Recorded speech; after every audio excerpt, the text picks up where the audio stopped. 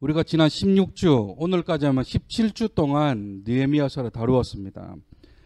말씀을 전하는 저를 비롯해 느헤미야서를 이렇게 구체적이면서 전체를 다루어 본 적은 없었던 것 같습니다.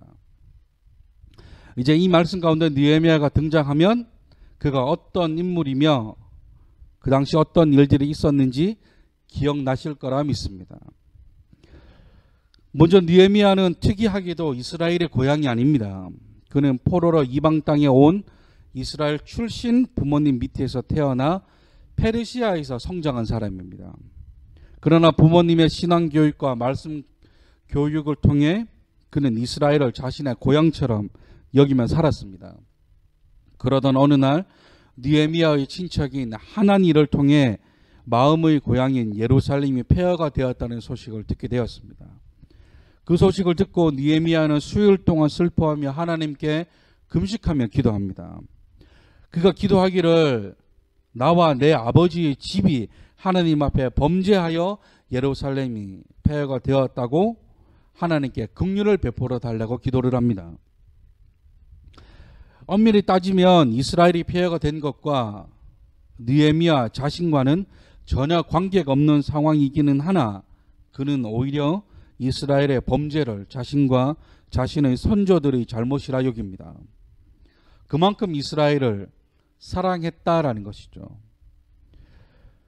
그리고 이 일로 인해 근심과 걱정이 많아졌습니다. 그러나 그는 술관원이었기 때문에 절대 왕 앞에서 자신의 근심과 걱정이 있는 표정과 말투를 내보여서는 안 되었습니다.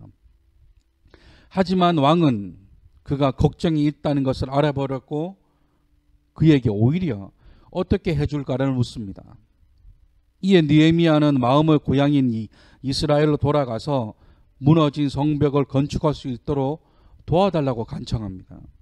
그러자 느헤미야가 얼마나 그가 왕에게 좋은 사람이었는지 왕이 단번에 허락합니다. 그리고 심지어 때가 되면 다시 자신에게로 돌아오라고까지 말을 합니다. 그리고 느헤미야는 기도하며 계획했던 일들을 왕에게 보고합니다. 그렇게 우여곡절 끝에 예루살렘으로 왔는데 이 예루살렘의 모습이 소식으로 들었던 것보다 더 비참합니다.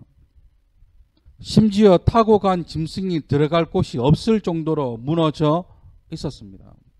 이뿐만 아니라 느헤미야의 계획을 방해하는 세력까지 존재했었습니다. 그들이 느헤미야서 가운데 계속해서 등장하는 산발랏과 도비야와 게셈입니다. 이들이 처음에는 말로써 이상한 소문을 내어 느헤미야를 어지럽게 합니다. 뭐라고 소문냅니까? 네가 왕을 배신하는구나. 이런 공격에도 느헤미야는 오롯이 하나님만 의지하며 계속해서 성벽 공사를 진행합니다. 이 세력만 제외하면 공사의 시작은 순조로웠습니다. 수많은 사람들이 성벽을 재건하기 위해 동참했습니다. 어떤 마을에 사는 부자를 비롯해 그 지역을 다스리는 총독과 제사장들과 심지어 여자들과 다른 아들들까지 나서서 성벽 재건에 동참합니다. 더 놀라운 것은 이들의 이름이 다 성경에 기록되어 있다는 것입니다. 다시 말해 성경에 기록되었다는 것은 하나님께서 그들의 수고와 노력을 다 기억하신다라는 것입니다. 그렇게 성벽 재건이 잘 진행되어 가고 있는데 이 방해 세력들의 방해도 계속해서 이어집니다. 이번에는 이 방해 세력들이 느헤미야를 비롯해 성벽을 재건하는 사람들을 조롱하며 그들의 집에까지 찾아가서 그들을 위협하고 협박합니다. 그러자 느헤미야가 이번에는 공사하는 사람들을 무장시킵니다. 한 손에는 병기를 잡고 한 손으로 일을 하도록 합니다. 속도는 예전 같지 않을 수 있지만 혹시나 하는 상황에 대비하는 것이죠. 이런 와중에 문제가 하나 발생합니다. 그것은 같은 민족끼리 한마음이 되어도 모자랄 이 시국에 어떤 이들이 부당하게 돈을 가로채는 일이 일어납니다. 어떤 돈 많고 권력 높은 귀족들과 민장들이 돈을 빌려가 갚지 못하는 자들에게 부당하게 이자를 내도록 하는 것이죠. 또한 이자를 내지 못하면 그들의 자녀들을 종으로 팔아버립니다. 이 일로 인해 이스라엘 공동체가 와해될 뻔했지만 이 사건도 느헤미야의 지혜와 결단으로 귀족들과 민장들의 마음을 바꾸어 놓습니다. 그런데 얼마의 시간이 지나지 않아 이번에도 방해 세력들의 공격이 시작되는데, 이번에 공격은 이스라엘 사람들을 공격하는 것이 아니라 느헤미야를 직접 죽이려고 합니다. 또한 느헤미야와 가장 가까운 제사장에게 뇌물을 먹여 거짓된 예언을 하기도 합니다. 하지만 이런 상황에서도 느헤미야는 하나님께 기도하며 하나님의 지혜로 인해 이 일을 잘 마무리합니다. 그리고 드디어 성벽 재건을 시작한 지 52일 만에 성벽이 마무리가 되었습니다. 이제 남은 것은 이스라엘 공동체의 재건입니다. 그리고 성벽이 재건되고 약 6개월에서 7개월 정도 시간이 지났습니다. 그동안 고생해서 성벽을 지어서 그런지 이스라엘 백성들 가운데 영적 갈급함이 찾아옵니다. 그러자 이들이 학자 에스라에게 부탁하기를 하나님의 말씀을 낭독해 달라라고 부탁합니다. 그렇게 시작된 하나님의 말씀이 새벽부터 정오까지 남자와 여자나 할 것 없이 모든 사람이 귀를 기울이며 듣게 되었습니다. 그러자 이들 가운데 변화가 일어납니다. 말씀 가운데 7째 달 절기에 초막절에서 거할지니라 라는 말씀이 있는데, 그 말씀을 듣자 온 백성이 말씀대로 나뭇가지를 가져다가 지붕 위에 혹은 뜰 안에 혹은 하나님의 전뜰에 혹은 숨은 광장에 혹은 에브라임 문 광장에 초막을 짓고 초막절 절기를 지키는 겁니다. 뭡니까? 말씀을 듣자마자 즉각적으로 반응을 보였다라는 것입니다. 심지어 이 초막절이 끝나자마자 이들이 하나님 앞에 큰 결단과 다짐을 하는데, 그것은 더 이상 이방 사람들과 통혼하지 않겠다는 것이었습니다. 이 사람들과 절교하겠다는 것이죠. 그리고 이 결단과 다짐들을 기록하여 임봉하기까지 합니다. 이들이 기록하여 임봉한 것은 3가지였습니다. 하나는 이방 사람들과 통혼하지 않겠다는 것과 안식일과 안식년을 지키겠다는 것, 그리고 마지막 하나가 하나님의 전을 지키겠다는 다짐입니다. 하지만 이들도 사람인지라 연약한 존재였을까요? 하나님의 전에 있는 예루살렘으로 선뜻 나서서 이사를 하겠다는 사람이 없었습니다. 그러자 마지못해 제비 뽑기 하게 되었고 백성의 10분의 1이 예루살렘으로 가게 되었습니다. 비록 제비를 뽑아 이사하게 되기는 했지만 아무도 불평하는 사람이 없었고 하나님 또 이들의 이름을 기억하셨습니다. 그리고는 드디어 그토록 바라던 성벽을 하나님께 드리는 봉헌식을 열게 됩니다. 그 봉헌식에 앞서 느헤미야는 약 100년 전 먼저 이스라엘로 돌아온 이들의 이름을 기록하면서 그들의 희생과 노력을 기억해야 한다고 말씀합니다. 왜냐하면 이들이 없었다면 지금 이 성벽 재건도 할 수 없었기 때문입니다. 그렇게 은혜롭게 봉헌식도 끝이 났습니다. 하지만 지난주 말씀처럼 끝날 때까지 끝난 것이 아니었습니다. 이제 느헤미야가 맡은 임무가 다 끝나고 다시 페르시아로 돌아가야만 했습니다. 그리고는 다시 왕인 아닥사스다에게 부탁하여 이스라엘로 돌아옵니다.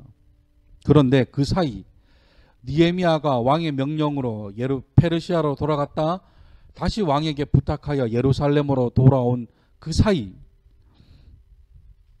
느헤미야가 페르시아로 잠시 돌아간 사이 이스라엘 백성들은 하나님과 맺은 3가지 언약을 보란듯이 어기게 됩니다.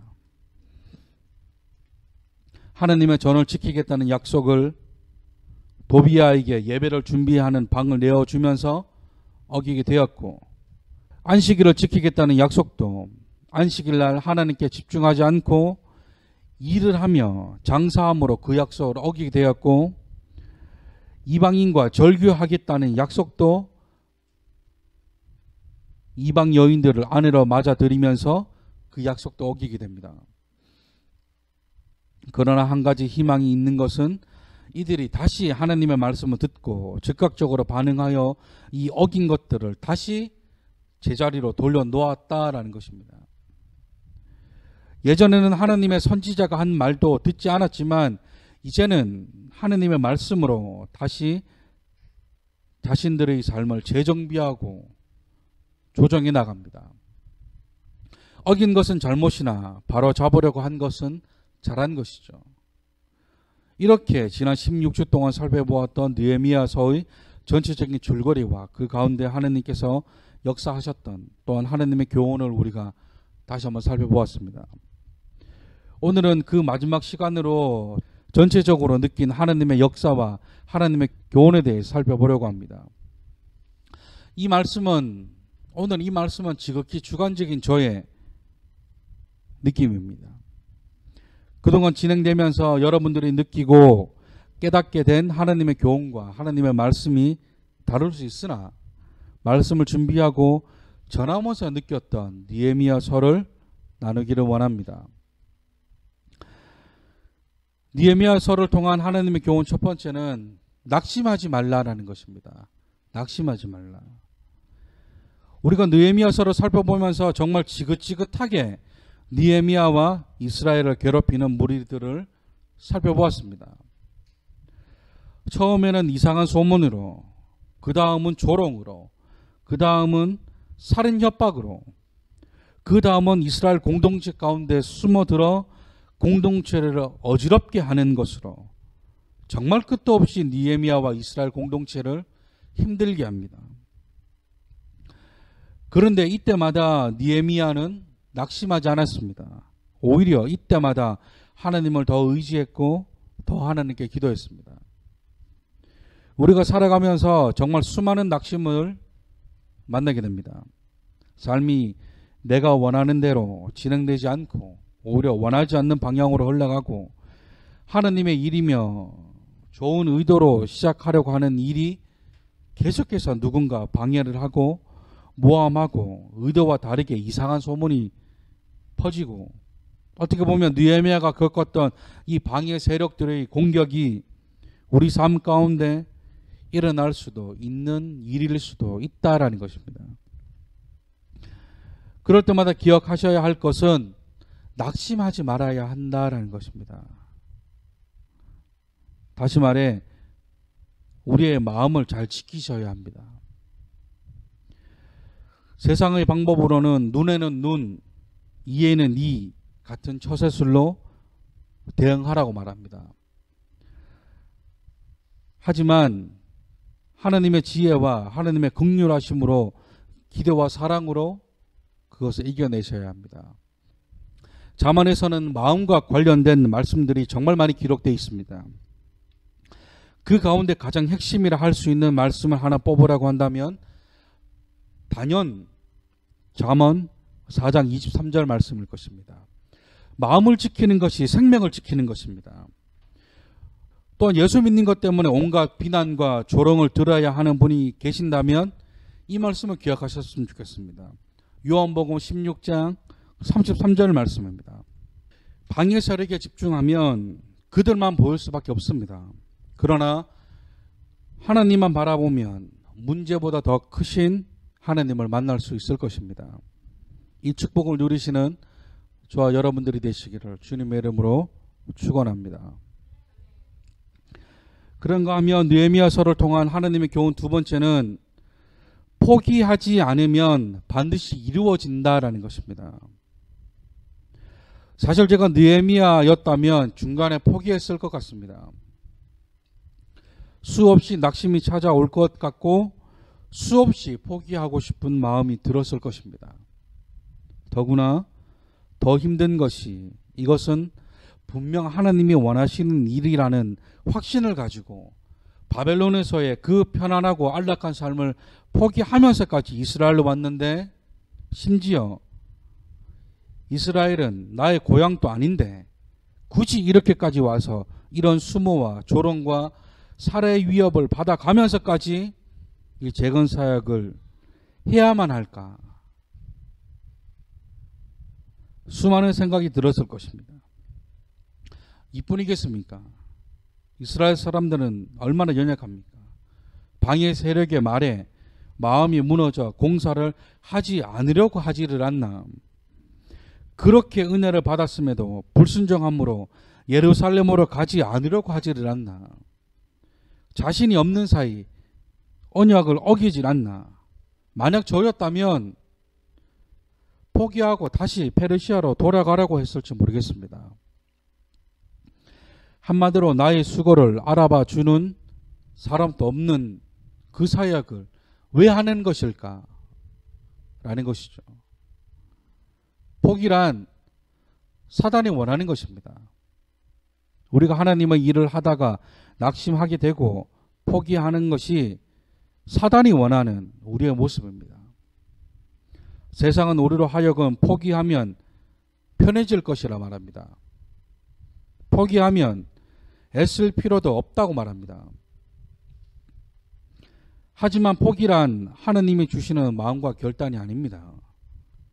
포기란 사단이 주는 마음입니다. 사전에 보면 이 포기와 함께 사용되는 반대되는 단어가 하나가 있습니다. 그것은 인내입니다. 인내란 괴로움이나 어려움을 참고 견디는 것입니다.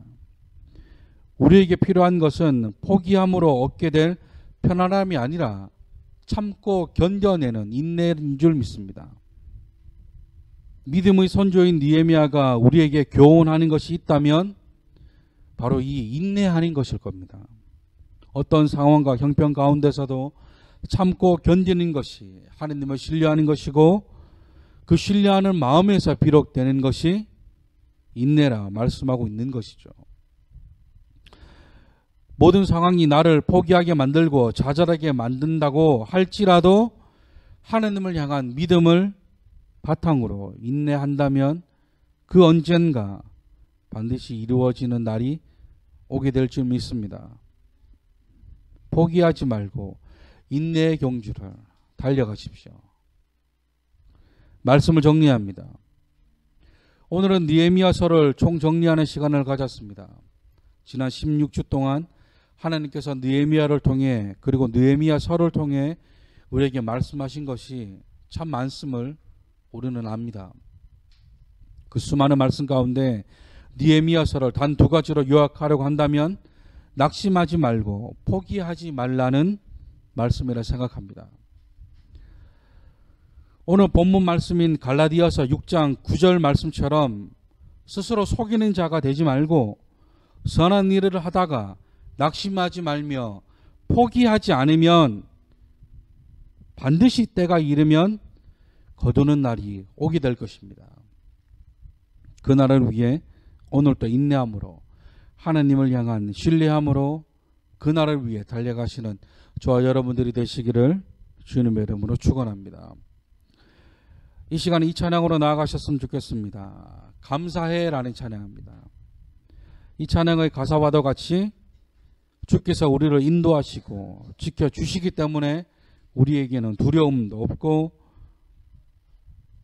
고통에서도 승리할 것입니다. 또한 주님께서 우리와 함께 하시기 때문에 포기하지 않을 수 있을 것이며 주님께서 우리의 삶을 인도하실 것입니다. 우리 이 찬양의 고백이 나의 간직이 되기를 소망하는 마음으로 우리 찬양 하나님 앞에 올려드리시겠습니다.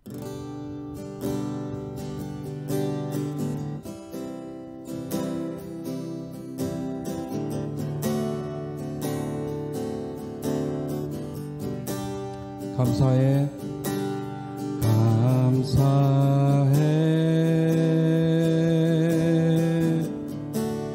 시험이 닥쳐 때에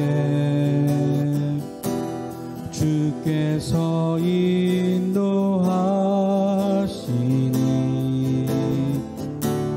두려움 없네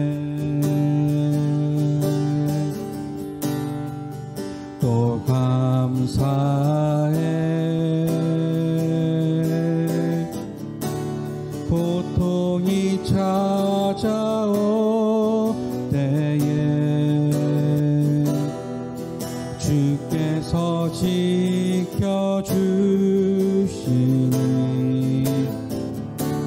승리하리라.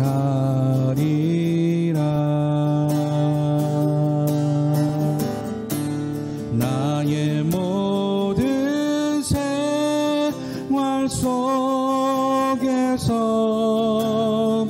주님이 함께 하시니 주님의 성령 나를 인도하시리.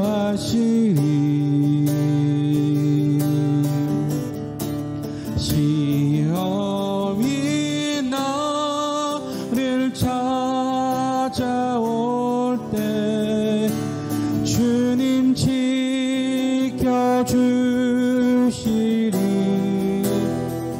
주님의 성령 나를 인도하시리.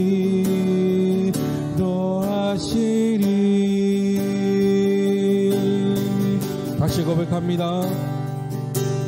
감사해.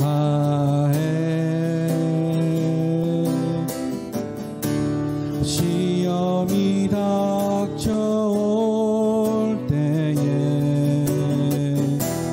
주께서 인도하시니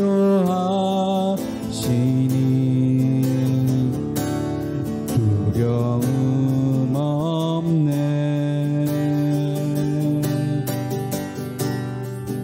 또 감사해.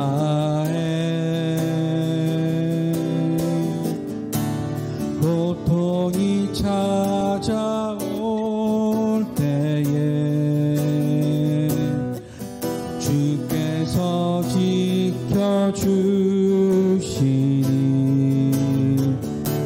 승리하리라.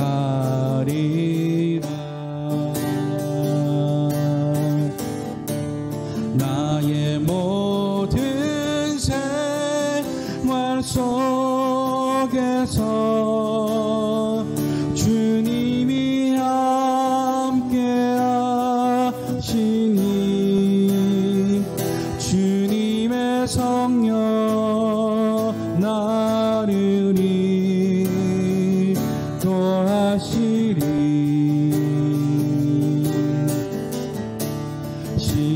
시험이 나를 찾아올 때 주님 지켜주시니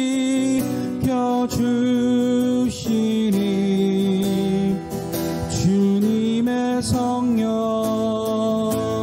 나를 인도하시니.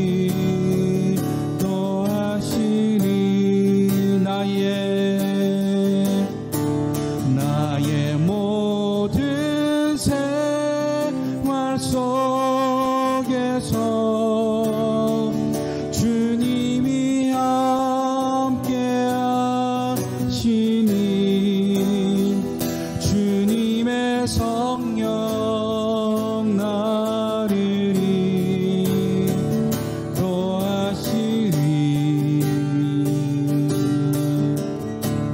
시험이 나를 찾아올 때 주님 지켜주시니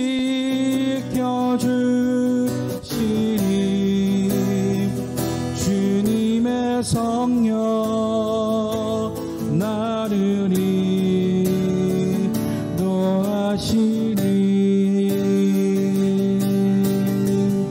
우리 시간 주님 앞에 기도하실 때 아버지 우리가 낙심하지 아니하고 포기하지 아니하며 때가 이름에 거둔다 말씀하셨던 그 말씀을 기억하며 나아가기를 소망합니다.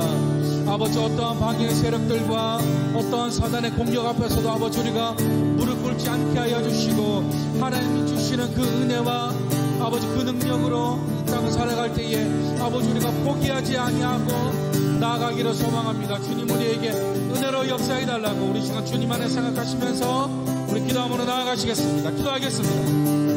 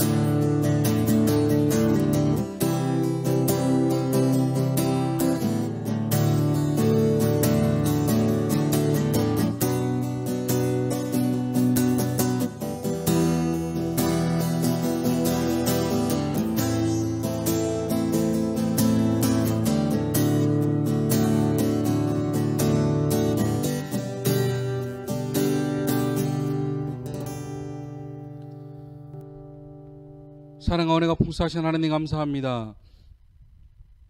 지난 시간 동안 느헤미야를 통해 우리에게 많은 은혜를 주신 주님, 아버지, 우리가 그 말씀대로 살아가기를 소망합니다.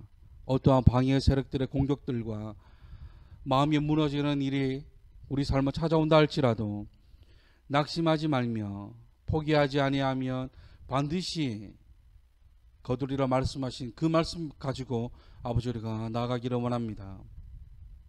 낙심하지 않게 하여 주시고 포기하지 않게 하여 주시옵소서.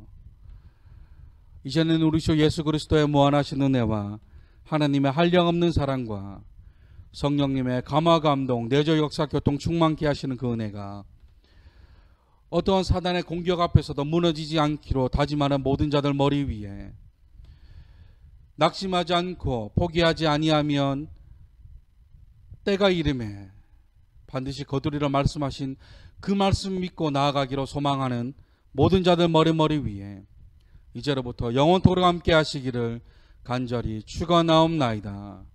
아멘.